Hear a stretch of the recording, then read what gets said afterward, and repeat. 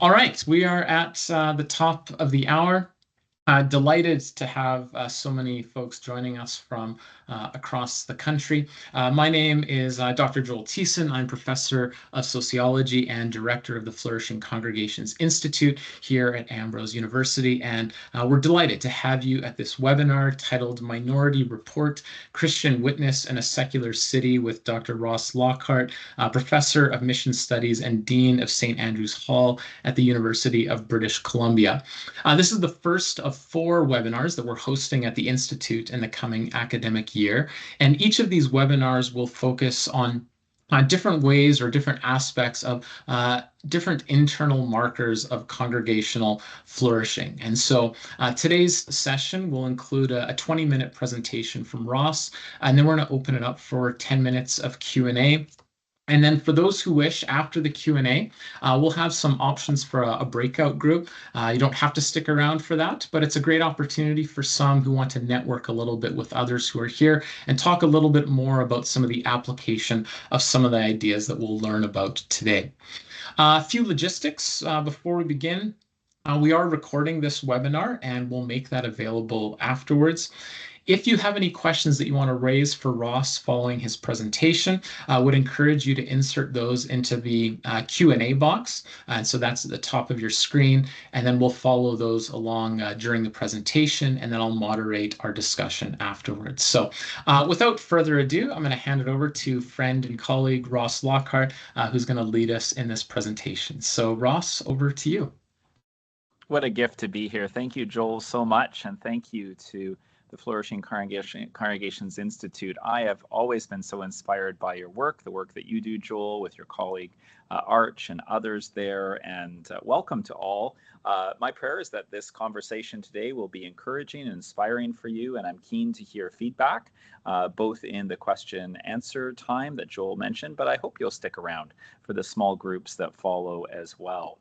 So I will share my screen now, and we will begin with a presentation that will hopefully spark some interest for you when it comes to the work that I've been doing here on the west coast of Canada. So I will call up that, and I hope I'll listen for Joel to say, yep, I can see that on the screen. Everything looks great, Ross. Fantastic. Well, welcome, friends, again. So this is an opportunity just to check in on some of the research I've been working on the last few years and to hear your feedback. The whole idea of a Lunch and Learn webinar through the Flourishing Congregations Institute, I think, is terrific. And as Joel outlined, if you want to manage expectations, what we're up to for the next little while is a brief 20-minute presentation, some time for question answer, and then what I've called kind of parking lot conversations. Any of you like me who are preachers know that the best conversations, sometimes the most colorful, take place in the parking lot after church. So I hope you can linger for a bit and engage in parking lot conversations. Focus, of course, through these webinars is to equip Canadian pastors, denominational reps, and lay leaders. And so welcome one and all. And I was really quite impressed by the overall goals that Arch and Joel were sharing with me here to look at these topics of diversity, hospitable community, what an engaged laity looks like, that's so important, and spiritual formation and discipleship. And the sushi picture is because we're over lunch. And of course, I'm on the West Coast, so just feeding in some West Coast stereotypes there of our love of sushi. Now, we are proud Canadians, are we not? From coast to coast. I was always struck growing up on the prairies. I'm a Manitoba kid. The kind of the development of Canada across the prairies, noting all of the concerns around colonialism, and we'll get into that later in my presentation. But there was a Christian minister named Reverend George Monroe Grant who actually was part of the surveying crew that crossed the prairies, and seeing the vastness of the prairies, where, of course, Joel and Arch and others are located in Alberta and my home province of Manitoba, inspired him. And he recalled Psalm 72:8, that God will have dominion from sea to sea, from the river unto the ends of the earth. And of course, that became our motto as Canadians, from sea to sea. And of course, today, properly, we add another to sea to acknowledge the Arctic Sea. I say that because there really has never been a time in Canada where spirituality has been absent.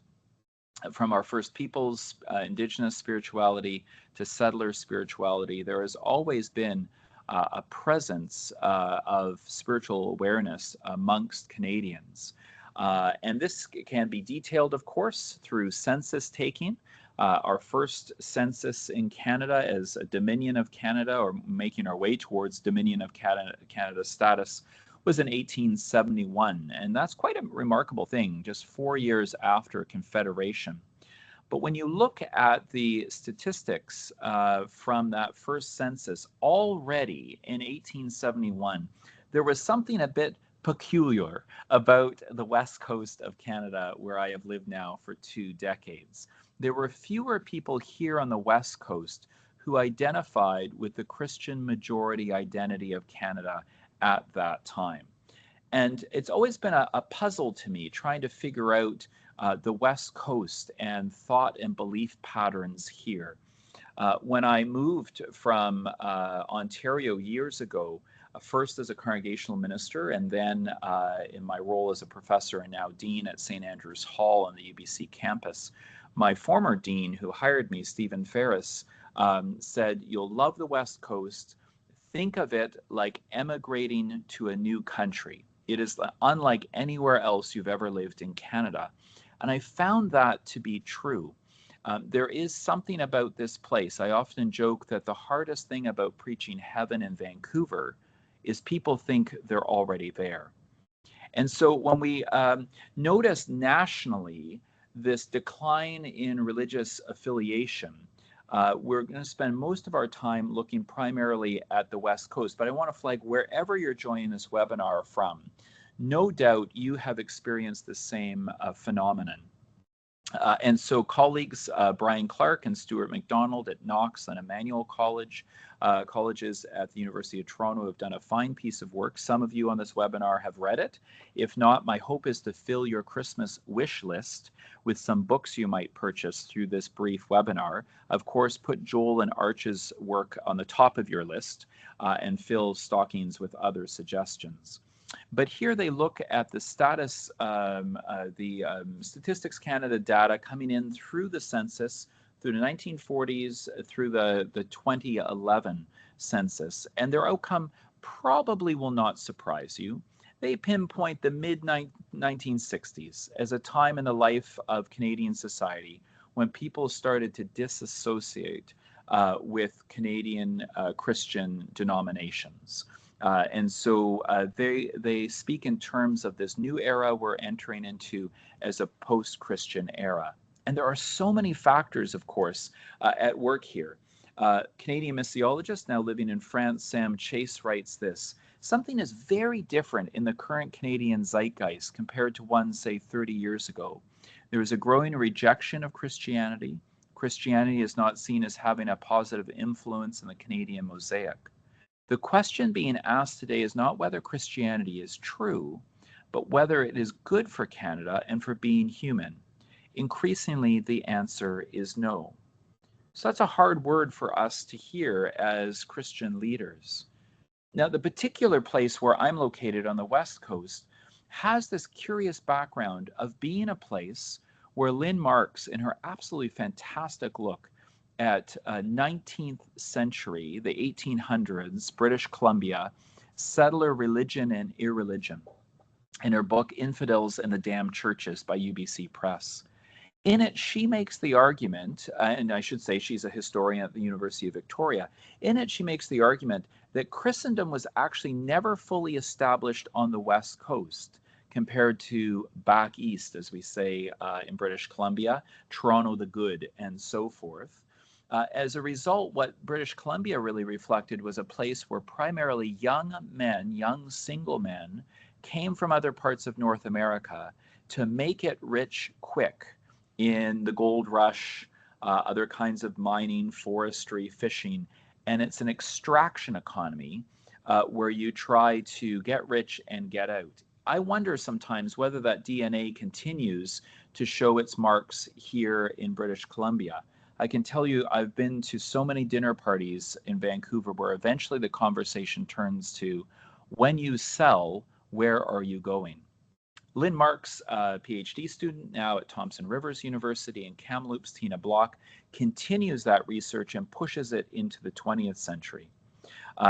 More recent research on the region continues to bear out this reality that Vancouver, British Columbia, Cascadia, the Pacific Northwest, this whole region is one in which Christianity has quite a light footprint. And Religion at the Edge is a terrific piece of work by Paul Bramadat at the University of Victoria and colleagues that I commend to you. And the book on the right is the one that I'll be drawing on some reflections on in the next few minutes. West Coast Mission, a study of Christianity in Vancouver. Before we get there, however, I wanted to just note how we've gotten here. Charles Taylor will be familiar to you, an amazing Canadian philosopher, faithful Roman Catholic Christian, now retired from McGill in Montreal.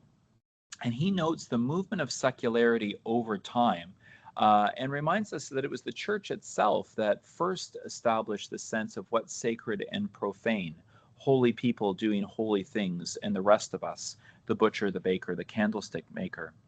And then, of course, secular too is kind of what we think about, I think, oftentimes with secularity. Fewer people going to church, fewer people identifying as Christian.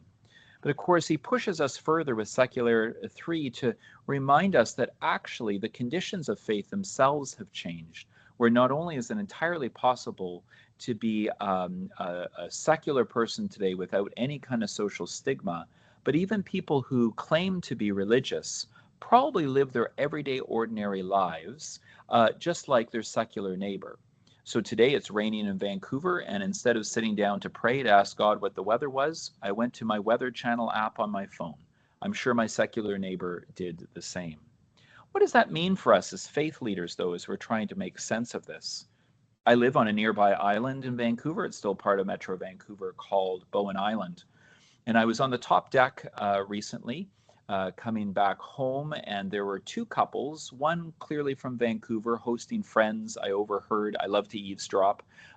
They were from Ottawa. And they looked at this view that you see in front of you. This is my daily commute. You can feel bad for me. And the Vancouver-based couple hosting their friends said this: "Wow, isn't it beautiful?" they said. And their friends from Ottawa said, "Yep, it sure is." And then the couple from Vancouver, one of them said, "Doesn't it make you just wonder what's behind all of this?" And I listened very closely as a missiologist at this point. And the couple from Ottawa said, "No, not really. It's just beautiful." And I thought, there we go, Secular 3. But this is a challenge for us as Christians. As a Reformed Christian, John Calvin in my tradition once said that it is actually impossible for human beings to look at the natural world and not consider a creator. He called creation the theater of God's divine glory. But actually, in 2025 in British Columbia, Calvin needs to be revised, because it's entirely possible to look at the natural world and not consider a creator. And so you've seen these stats from the 2021 census showing a decline in the percentage of our neighbors who consider themselves Christian. Again, as a note, this is not tied to membership or active participation in congregational life. This is simply how Canadians self-identify. But I think it's important nonetheless to note the change in one decade in how Canadians identify or not as Christian. And you can see British Columbia wins the prize as the province with the fewest people who identify as Christian. And here is another slide showing not only the Christian identification, but those identifying with no religion. You can see it's a majority in British Columbia, and then other religions as well. So it's a fascinating space to be in as a Christian leader, trying to witness to the gospel.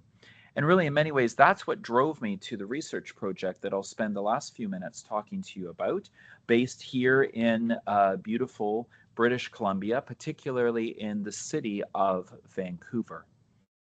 Now, as a missiologist, I wake up and go through my day with one mind, really one focus, one question kind of lingering there. And I am driven with a passion to try and answer daily, what in the world is God up to? And I mean that literally. Like, what is God doing?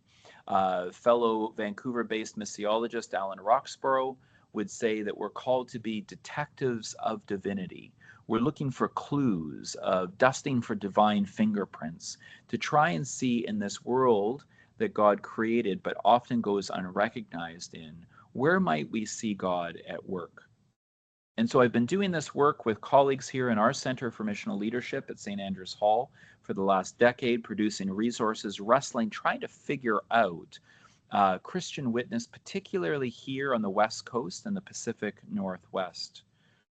One of the books that inspired the project that I'm going to briefly share with you was written by my dear friend Christopher James. He's a professor of mission and evangelism at Dubuque Seminary in the States. This is him visiting us with his family on Bowen Island this summer. And he studied church plants in Seattle. This book to your right on the screen is published by Oxford Press. I commend it to you. And I built on his findings in Seattle. I thought, well, Seattle and Vancouver are sibling cities. I wonder what a similar kind of ethnographic study would look like in Vancouver, but expanding beyond church plants. And so this was the question that lingered on my mind for a number of years working away on this project. How are Christians in Vancouver today, as a minority, not a persecuted minority, simply a statistical minority of the majority secular population, how are they organizing their communities, shaping their beliefs, expressing themselves in mission? And so, having lived in Vancouver for 2 decades, even though I'm a prairie person, it was a real pleasure to engage this work, because I feel like finally, after so many years here, I'm starting to get a sense of the soul of this place. I did some background research before beginning that included a statistical survey with about 85 pastors in the city. I looked at the history of Vancouver, issues around globalization, immigration, economic realities. Some of you will know that here we say BC actually stands for not British Columbia, but bring cash, right? Secular and liberal political culture in the city, environmental and indigenous concerns, urbanization and isolation, and then of course what churches were actually doing. What's the footprint of churches in this city? The methodology that I followed was a review of 14 churches. I'll show you those in a moment, looking at their online presence in many different ways you can see there. I really enjoyed doing a walking interview with the priest or the pastor of the site. So not just meeting them at the church. I did that, and they toured me around the church. But a walking tour through the neighborhood gave me such insight as to how they viewed Vancouver and their kind of posture towards the city. I engaged in focus groups in each of the 14 sites with 5 to 7 lay people. And then, of course, participant observation exercises in worship and social gatherings. I had different categories: church plants, mainline congregations, multi-site evangelical congregations, ethnic-specific congregations, neighborhood-focused, Catholic Orthodox, and then parachurch agencies as well. Developing an interview guide, I tried to draw out data from those that I was interviewing to get a sense of how they viewed God at work in the city. And that's a smattering of the questions that I asked. Probably the most helpful thing would be just to look at the overall outcomes of the survey and of the study. And we'll walk through these one at a time quickly, because I'm watching the time, Joel, don't worry. Befriending a spiritual, not religious culture. Folks interviewed described the challenge of witnessing for Jesus in a secular society where people describe themselves as spiritual but not religious. What folks responded to in my research was they would say that the best outcome they had was where they were rooted in a deep relationship with a secular neighbor over time. Kind of the cold call evangelism didn't seem to work. Affordable housing in the region is a huge and pressing issue, and Christians were identifying that actually as something to be engaged in as a missional witness. Drawing on Chris James's work, I looked at his different typologies of church and found that neighborhood incarnational model, churches rooted in their particular neighborhood, were the most common in my survey of 14 churches.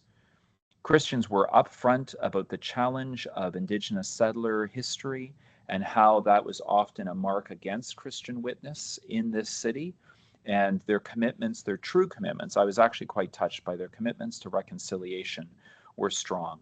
The changing face of Christianity in Vancouver, while we look to European heritage Christianity and note its rapid decline, oftentimes I think we have a blind spot where the growth was happening in all 14 sites. Was through newcomers to Canada, primarily from Asia. Scarce sacred space was a major issue.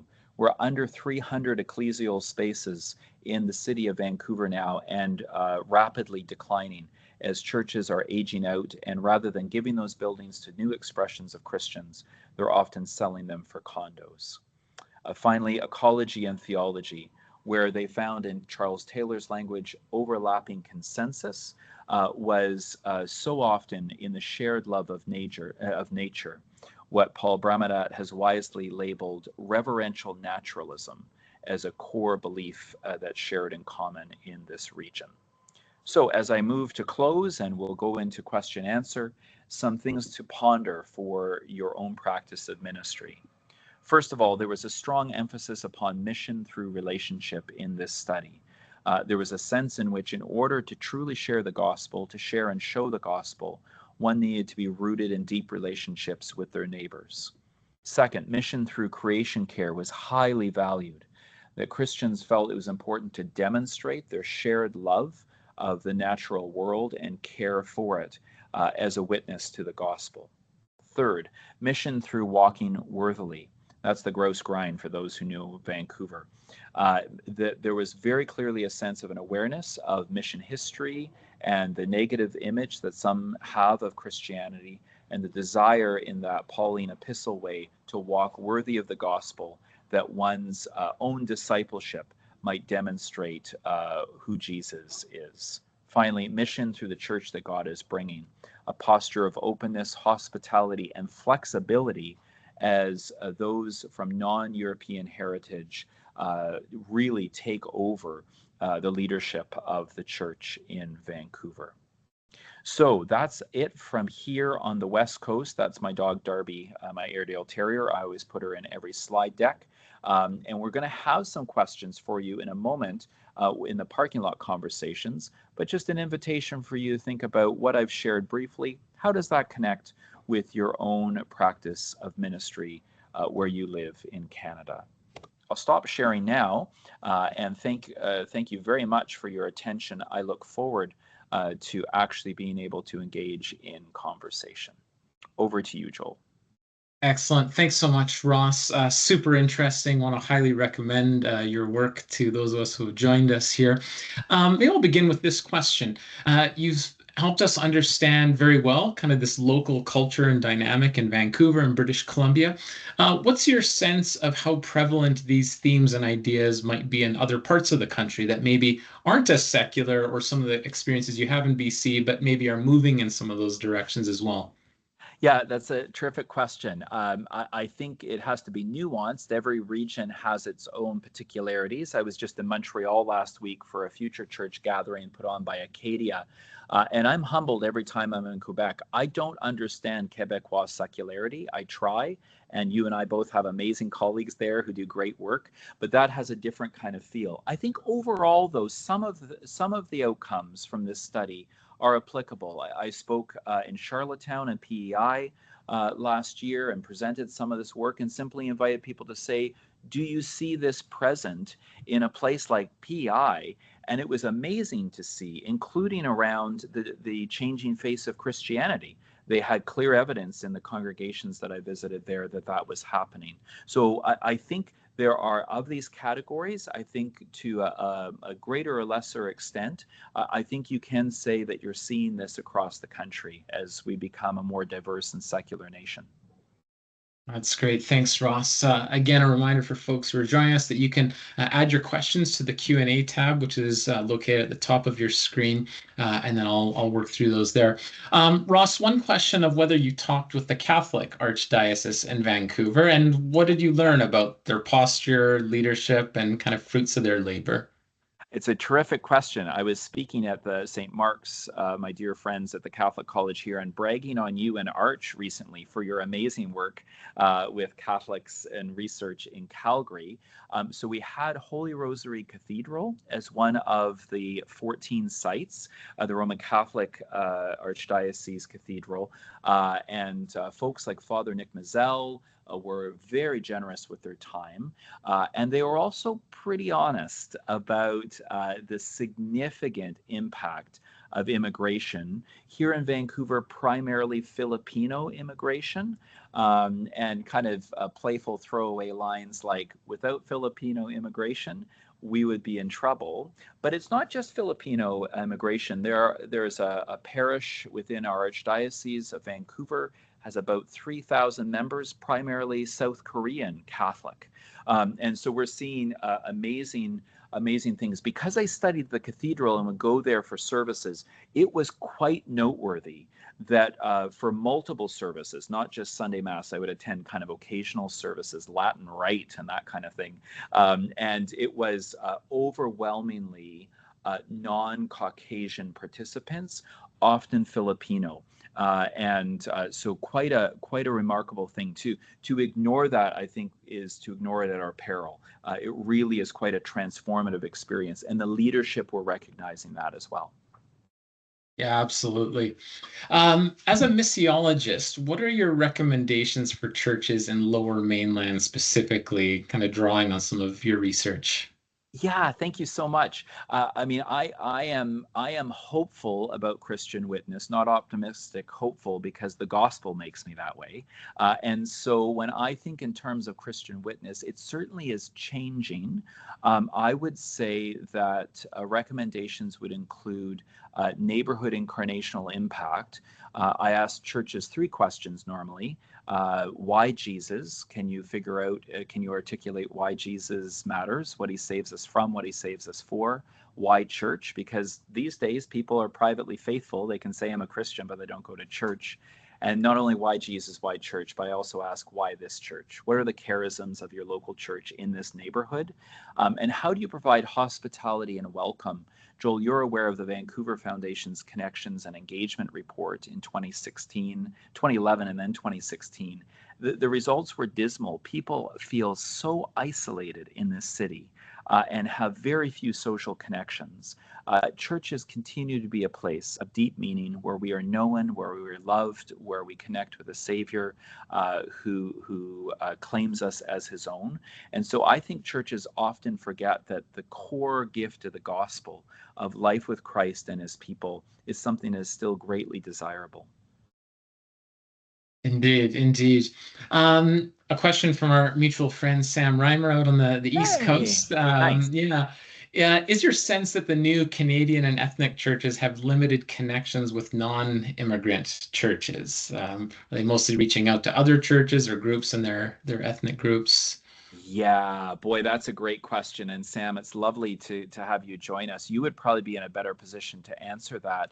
I would say from not only this project, but having many students over the years from ethnic specific congregations, they do tend to often be a little more insular.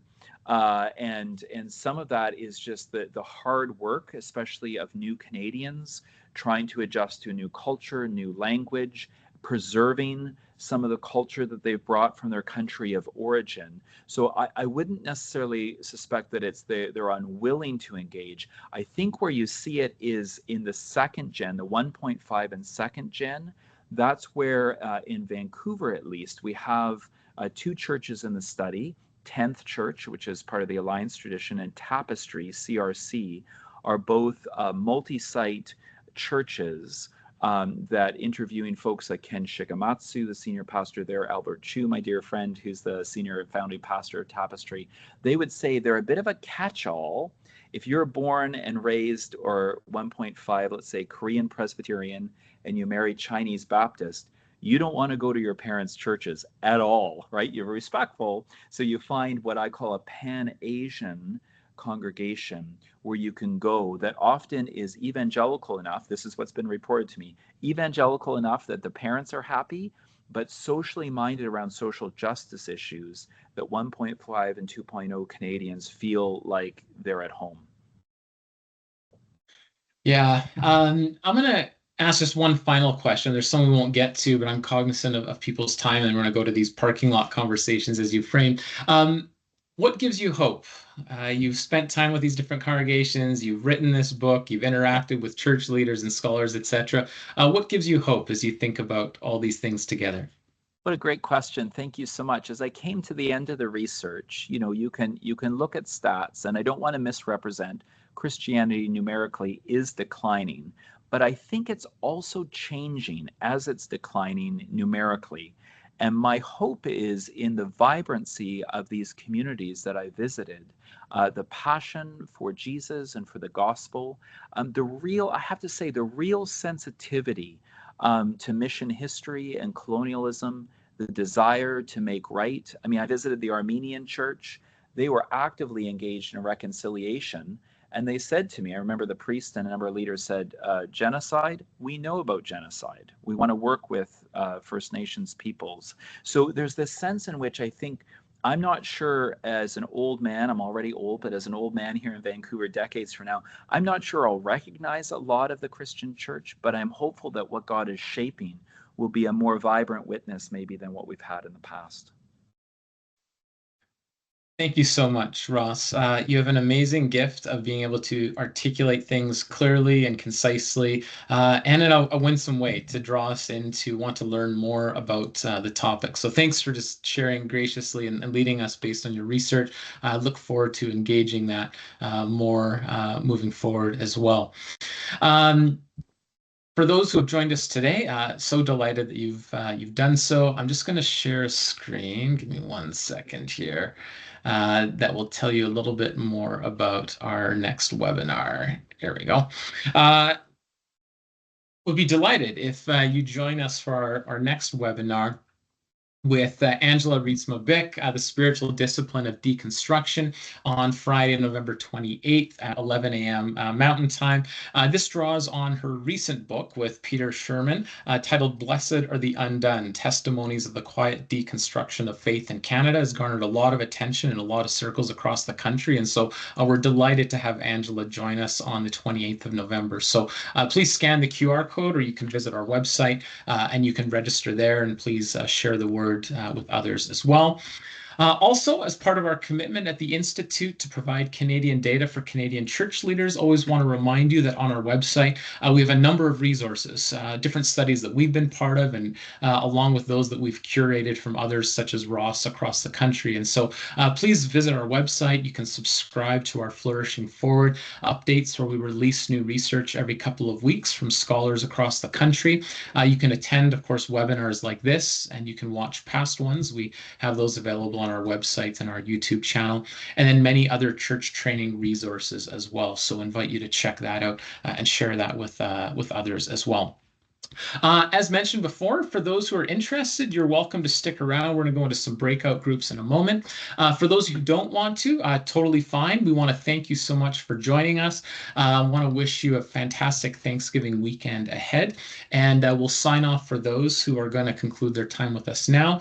For those who want to stick around in breakout groups, you can do so. In a couple moments, we'll give some instructions here on how those will play out. So in those breakout groups, we have a few guiding questions, and really our purpose for these parking lot discussions, maybe we'll use that framework moving forward, Ross. I really like that. The parking lot discussions is really an opportunity for you to interact with others around some things that you're thinking about from a practitioner perspective, to interact with some of the findings. And so depending how many folks stick around and how many breakout groups we have, those will be moderated either by members of our partnership council who are practitioners across the country, some members of our research team, name, and potentially even Ross will moderate those discussions. So these are some questions to anchor that time for you. Maybe just a brief introduction of who you are, who's in the room, maybe a central insight for you, or a big question that remains for you, or something that's working well in your context based on some things you heard from Ross's presentation, or maybe a thing that you're thinking about moving forward. So you don't have to talk about all these questions. Maybe you have other questions that work fine. We just want to give a space, and most importantly, want to give space for everyone to contribute. So I want to make sure that you don't monopolize conversation, but really give space for others within the group as well. So our research and program coordinator, Emmanuel, who's fantastic in helping to bring these logistics together for us, is going to send us into breakout groups here in a moment. So you'll see invitations for that. You can accept the invitation to those groups. And then as moderators, after 10 or 15 minutes, we'll just wrap up our times there and we'll formally close the group there. So this will be the last time that we'll all be together and that I'll see you here as well. So again, our thanks for joining. I want to wish everyone a fantastic Thanksgiving weekend and hope you have a meaningful time of conversation in these parking lot discussions now. So Emmanuel will send us into those groups. You can accept those in a moment. And thanks again for joining.